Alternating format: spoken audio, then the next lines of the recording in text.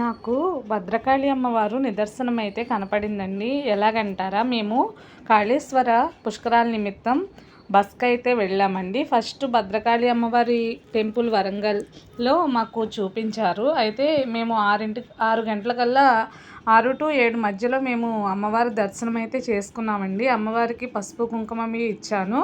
ఇచ్చిన తర్వాత అర్చకుల్ని నేను పుష్పం ఇమ్మని అడిగాను. అడిగితే అర్చకులు గారు, ఇంకా అమ్మవారికి పెట్టలేదమ్మా, తర్వాత ఇస్తాము అమ్మవారికి పెట్టిన తర్వాత అని చెప్పారండి. సర్లే అని నేను దండం పెట్టుకుని బయటికి రావడం అయితే జరిగింది. నేను వీడియో తీస్తున్నాను, చుట్టుపక్కలంతా వీడియో తీస్తున్నాను. ఆంజనేయ స్వామి గుడి అవి వీడియో తీసేటప్పుడు, అమ్మవారి రథాలు అవి వీడియో తీసేటప్పుడు ఒక అర్చక స్వామి వచ్చి నాకు చేతిలో పువ్వులు పెట్టి, ఇవి పెట్టుకో అమ్మ అని చెప్పి వెళ్ళారండి.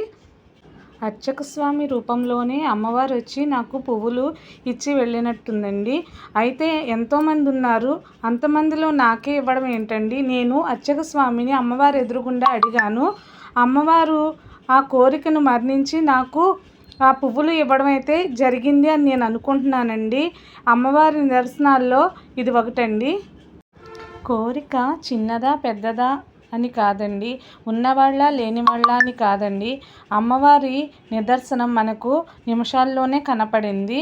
అలాగే అమ్మవారిని ఎప్పుడు సరైన కోరిక కోరుకున్నట్లయితే అమ్మవారు వెంటనే తీరుస్తుంది అనడానికి ఇది ఒక నిదర్శనం అండి. నాకైతే అమ్మవారి నిదర్శనమే అని అనుకుంటున్నానండి. మీరేమనుకుంటున్నారో అమ్మవారి దర్శనం కూడా మీరు చేసుకోండి, చాలా మంచిది. నేనైతే జరిగిన సత్యమే చెప్పానండి. మీరు నమ్ముతారని నేను అనుకుంటున్నాను. ఈ వీడియో చూడండి. నేను ఇలా వీడియో తీసే టైంలోనే ఒక అర్చక స్వామి అయితే వచ్చి నాకు పువ్వులు ఇవ్వడం జరిగిందని చెప్తున్నానండి. అలాగే పెట్టుకోమని కూడా చెప్పారండి. నేను పువ్వునే అడిగాను, అలాగే పువ్వులే నాకు తెచ్చి ఇచ్చారండి. వేరే ఏదో ఇంకోటి ఏదైనా ఇవ్వచ్చు కదండి, కానీ పువ్వులే అడిగాను, ఆ పువ్వులనే తెచ్చి ఇవ్వడంతో ఆ నిదర్శనం ఇంకా బలపడింది నాకండి. నేను తరువాత అమ్మ దర్శనం మళ్ళీ చేసుకుని అమ్మకు నమస్కారం చేసుకుని వచ్చానండి. మీరు కూడా వరంగల్ వెళ్ళినప్పుడు భద్రకాళి మాతను తప్పకుండా దర్శించండి.